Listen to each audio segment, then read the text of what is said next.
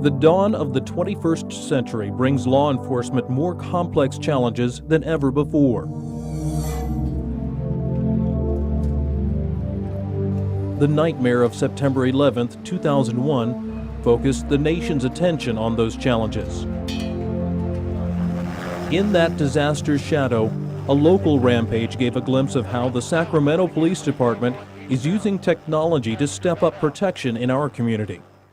I'm Joe Oliver at the new Sacramento Public Safety Center.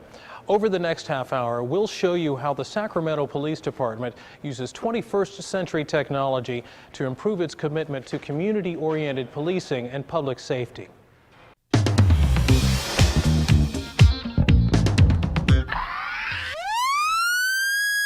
To most people, the sound of a police siren has always meant help is on the way.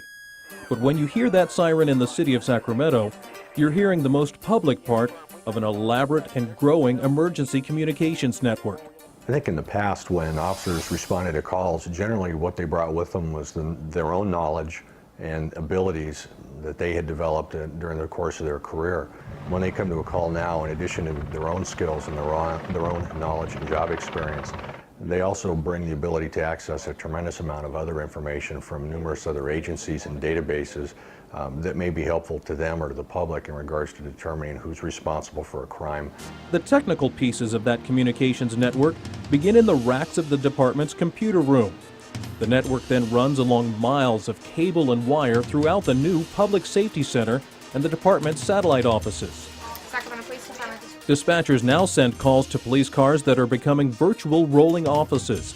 The new computer terminals, global positioning equipment, and other high-tech improvements in the cars help officers communicate with each other, headquarters, and other agencies.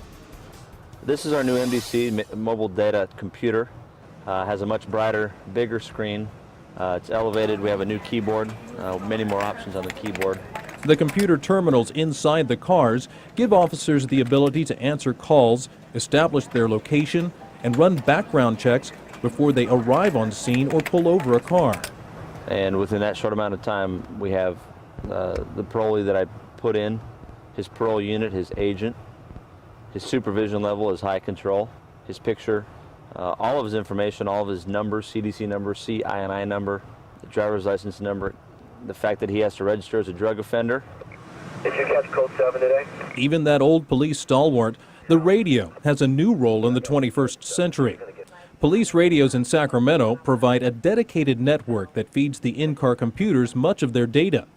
They still allow the standard transmissions we associate with television and movies.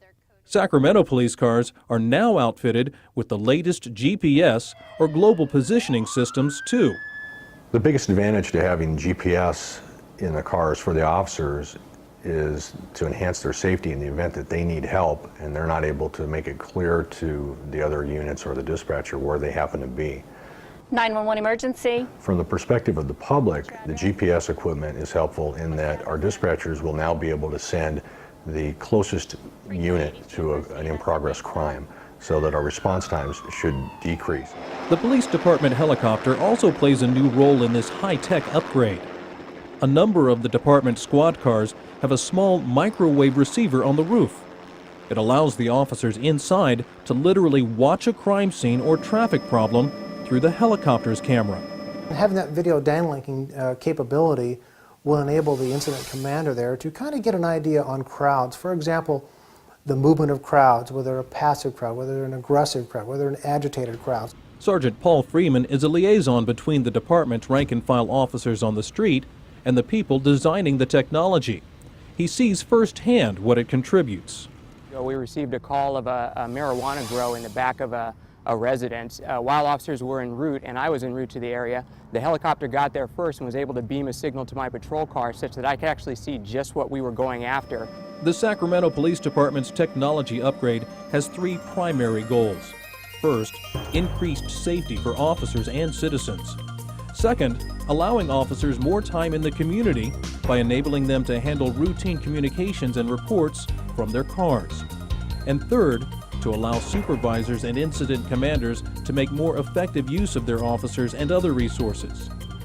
A key tool in pulling all these pieces together in a crisis is Sacramento's new Police Operations Center, or POC. The Police Operations Center gives us the ability in a critical incident situation to bring people from multiple agencies and different disciplines within the department all into one facility where they can share information and develop a response to an ongoing incident in a very effective manner. This room is designed to bring all the data and field information into one place. Rather than having a hard mixer that sits on the table, you can use this thing, which is made famous by the Osbournes. This is the thing that Ozzy throws across the room after you can't get it to work. The nice thing about the setup is that we have a lot of different inputs. An incident commander, other supervisors, and representatives from other agencies can then monitor and process all of the information. A weekly meeting called InfoCom, designed to look for crime trends, is also held in the new POC. Commanders from the police department's 6 patrol sectors, metro sector, and investigative divisions get together with their specialists to track crime patterns and discuss shifting resources from one area to another. What we're looking for is the guy that's in this area, and it looks like they're robbing sometime between 1,800 and 2,100 at night. All of the department technology is wired into the POC. That gives commanders the ability to build maps and models that track crimes through different areas, looking for patterns. That effort can often help predict which businesses or neighborhoods may be victimized next. On one of them, the guy was on a bicycle, so we think he went down into here. It's a great brainstorming and enforcement tool. In our evolution in the profession, we then moved to the car. And we only looked at voice communications. Now we're looking at everything that we can put to the officer, including photographs, all of the information that he or she may need to do their job, right to their car, and positioning ourselves then for the movement of the officer out of the car. And that's the real bottom line here, arranging the system so most officers spend most of their time in Sacramento's neighborhoods. In other words, using the department's technology to support its philosophy of community-oriented policing.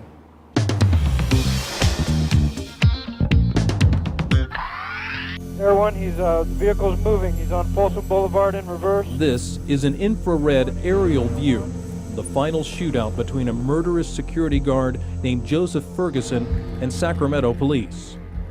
On September 9th, 2001, Joseph Ferguson began a killing spree that would leave him and 5 other people dead. 2 others were wounded. His one-man crime wave began at this guard shack inside a Sacramento corporation yard. The story would drop from the front page 2 days later, September 11th. But the case of Joseph Ferguson didn't drop from the radar of the Sacramento Police Department. Shooting at fire.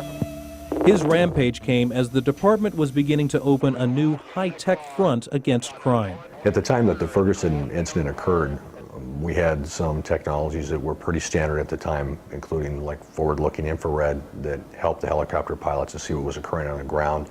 And in terms of information gathering for the incident, we were using cell phones, radios, and a lot of written material that had to be brought to a central location. The 20-year-old Sacramento man spread his mayhem across 6 different shooting scenes. 7 here. Multiple shots are being fired at myself and CHP right now. At 3 of those locations, he killed a total of 5 people. He was armed with a shotgun.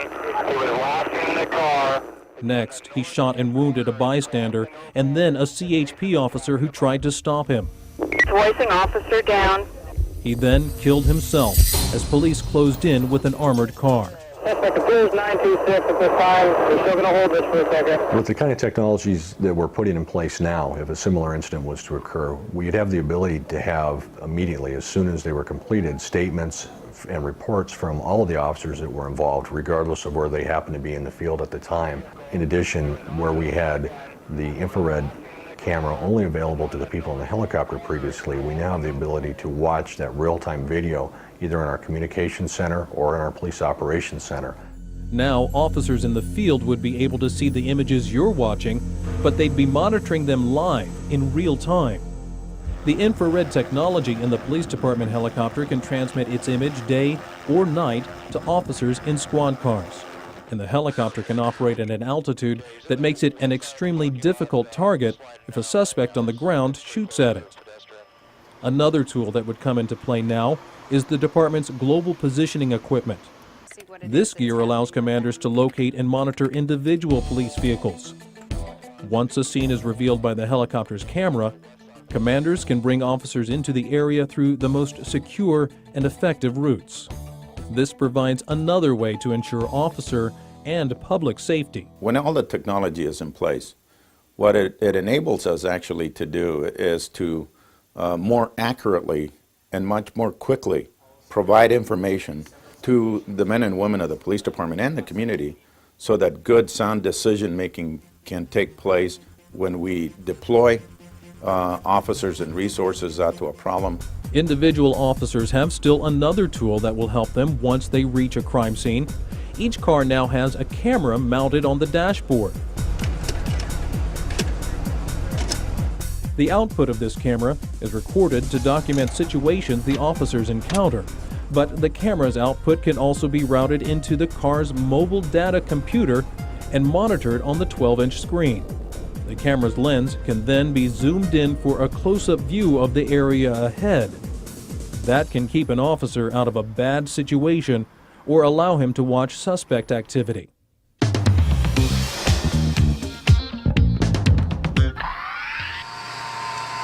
This robot can examine a bomb, deliver special gear in a crisis, or test the air for poison, all without risking a human life. It's just part of the growing high-tech arsenal now used by the Sacramento Police Department. A high-tech arsenal that not only bags crooks, but snags new recruits as well. We immediately tell them, hey, here's what's available, and here are some of the new things and some of the advances that we have, that'll make their job a lot easier, far more than a lot of other law enforcement agencies that unfortunately don't have those technological advances that we do. Sergeant John Cabrera recruits applicants for the Sacramento Police Department. Today he's interviewing potential officers at a job fair at the Sacramento Convention Center. These applicants are more savvy in the way that they are more technologically tuned in to what's available. Deborah Cherry works 2 jobs right now. She wants a job with more reliable hours and a stable income. Deborah has her eye on a dispatcher's position with the Sacramento Police Department. She sees the department's latest technology as a way to hone her skills while serving the community. Newer technology is appealing to me because it's something that provides a greater service for our community, both for the police department as well as for the community at large. Timothy Town spent the past few years working with computer technology in Silicon Valley. The high-tech industry's economic meltdown left him in need of a job.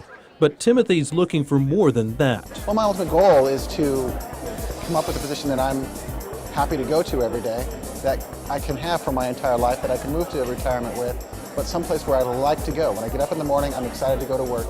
I'm doing what I want to be doing, and still being a benefit to the company I'm working for. Timothy's high-tech background runs deeper than many of the applicants that the police department sees these days, but he could be just the kind of recruit to help the department reach the next level.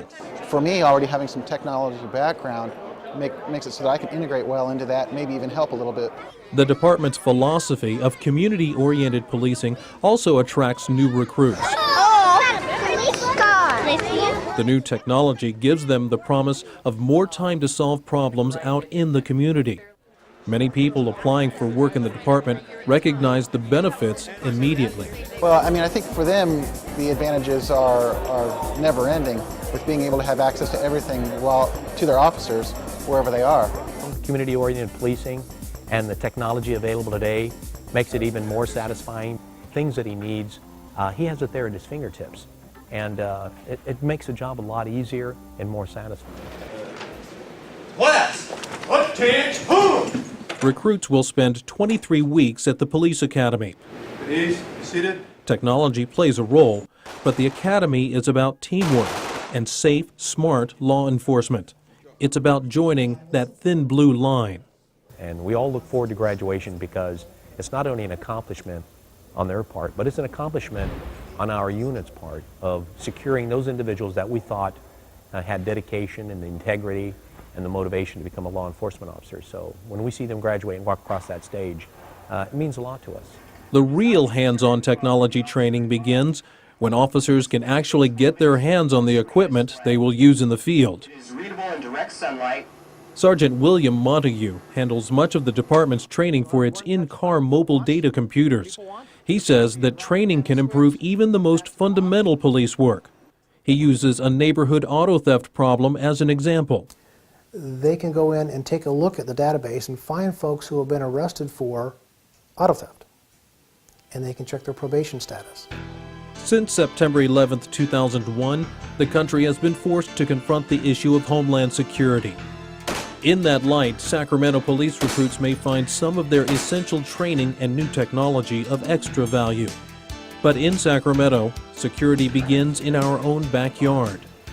I think homeland security is an issue, but more so, I think it's more important to the applicant that security begins in his community.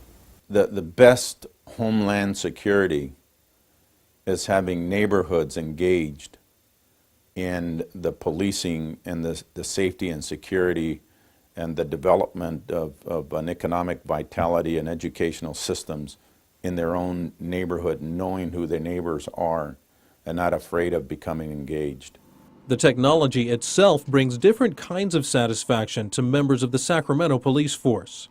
I think the computer systems and the robot are probably two of the best items that we do have. The computer equipment that we have helps us better to communicate, get more information quicker, and that type of thing. And the robot helps us to be safer. The ability to run somebody through a system that you've got detained in the back seat of the car, and their picture comes up on the screen after they've been lying to you about who they are, and to see the response of that person, and they know at that point that you have them. To me, what I'm really proud of is, and what I like is that we're not afraid of technology. And we're not afraid to try all the new gadgets that come out to see if they fit and how we can better use them.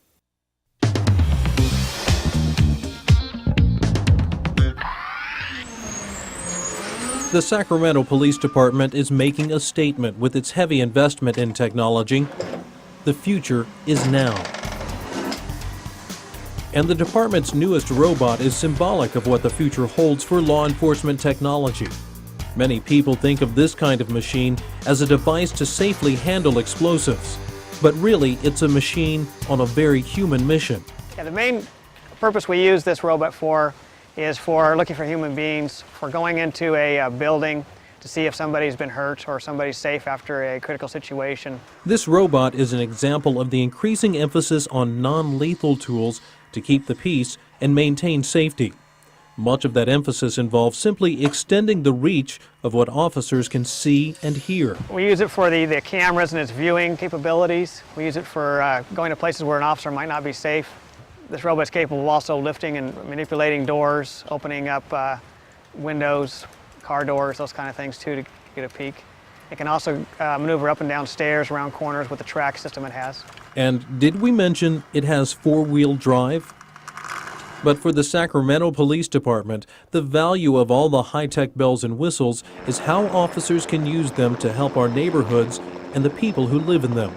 The technology affords the community really to become educated on what is going on if now they have access to our databases and through us databases of our allied agencies. Neighborhoods have an ability then to target harden their homes. Businesses have the ability to take a look at what's going on and look at whether or not they want to invest in a certain area. The Sacramento Police Department's website is a key to getting a lot of that data into the community right now. That internet site lets people keep up with department plans in their area and even track crime on their street. That technology enables us to do that. In addition to that, that technology also enables us to do information sharing both ways, for us and to the community, whether it's the education, housing, business, or just the community at large, to be able to share with them what is going on or to discern from them what is going on. Making all these technical pieces fit together takes us back to that job fair at the convention center. Here, the department tries to recruit the people who will become officers capable of synthesizing all this technology with the compassion and courage that make a good cop. As we're going to be building increasingly complex databases that have a lot of information about people that we've dealt with over a period of time and who their associates are, it's helpful for us to have people who have good skills in terms of going through that information and gleaning useful data out of it and putting it to work in terms of fighting crime. The department believes its investment in technology lays the groundwork to draw the kind of recruits who can use it. And what we're able to show the folks that we're recruiting is that we're on the cutting edge of our technology and our profession, and that we take pride in the kinds of tools that we provide our people in the workplace that enable them to really maximize their potential. The Sacramento Police Department trains officers already on the job to use the tools online now and prepare them for those to come. The tools of the future will include ever more comprehensive links to other agencies. As wireless technology improves, those links will extend from an individual officer at a crime scene to the courts, state agencies, and even the federal government.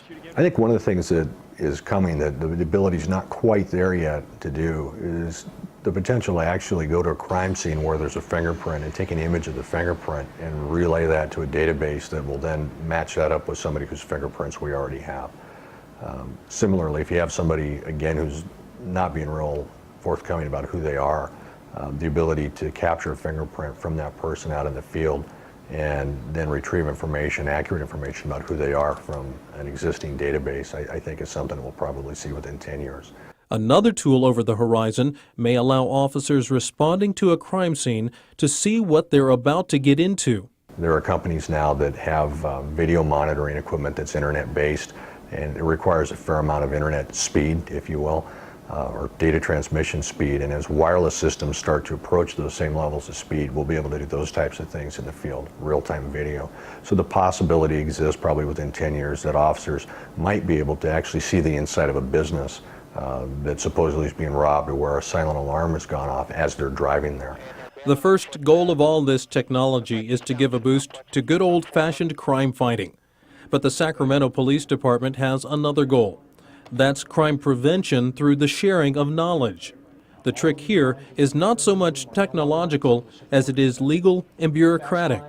Can we look at a total case management of a family where you have a kid who may be may have problems, parents who may be drug addicts and may be on parole or probation or whatever, and saying as a system, it's okay for the schools to share information with the probation department or the police department or social services, so that collectively we can do total case management of the family. Because if we only do it piecemeal, we will not really solve the issues of that family. Privacy is the reason much of that information isn't shared now, but police point out they're not adding any new information here, just the ability to put the pieces together into a bigger picture. Chief Venegas has said the goal is to provide the best law enforcement service in America. The Sacramento Police Department plans to use the continued growth in technology to support that goal through community-oriented policing that adapts to a dramatically changing community. And that's really where the future is. It's a more communicative society. It's a much more open and integrated information systems and information sharing, a lot of barriers being broken down, and ultimately the community being better served. As far as the technology that we have today, when I started nearly 30 years ago, we had nothing, nor did I ever think that we would be at the point that we are today. So I can't imagine in another 25 or 30 years where we'll be technologically in law enforcement. But I can only say that wherever it is, it's going to be way out there in the stars. Computers have created a whole new world for the criminal element, and therefore a whole new area of investigation for law enforcement. Our next segment, called Above and Beyond, features police department personnel who have done exemplary work for this community. Today, the U.S. Attorney's Office recognizes a Sacramento police detective. His outstanding work led to the apprehension of an internet pedophile.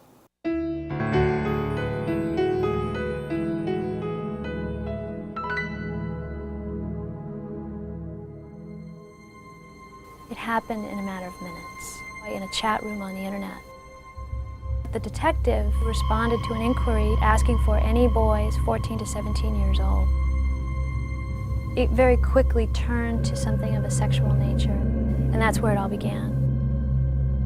The defendant explained exactly what he intended to do, to engage in sexually explicit activity with that boy and to take pictures of it. What the detective from Sac PD was doing in this case was going online, undercover, posing as a 14-year-old boy in a chat room on the internet. Detective Gilliland had approximately 15 communications with the defendant in this case over approximately 15 days. Ultimately, an agreement was reached to meet at a hotel. The defendant was going to drive up, pick up the boy at the corner of a parking lot, and then drive him to the motel. And in fact, the defendant drove up in his 1992 Mercedes to meet what he thought was going to be a 14-year-old boy, but instead was met by the Sacramento Police Department, and he was arrested. The officers did search his car and also the hotel room that he had rented where he was going to take the 14-year-old boy.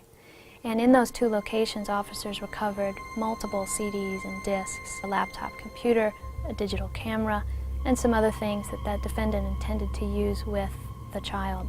Officers were able to establish that this person had in excess of 3,000 pictures of child pornography. In addition, they were able to find out that in his car he had a CD.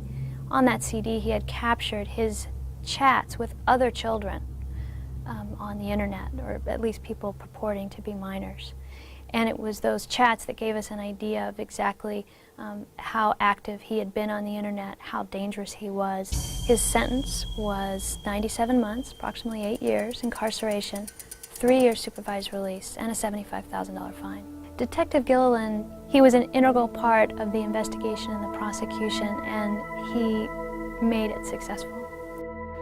Keeping Sacramento safe is what the police department has always done. But as the times have changed, the crimes have changed.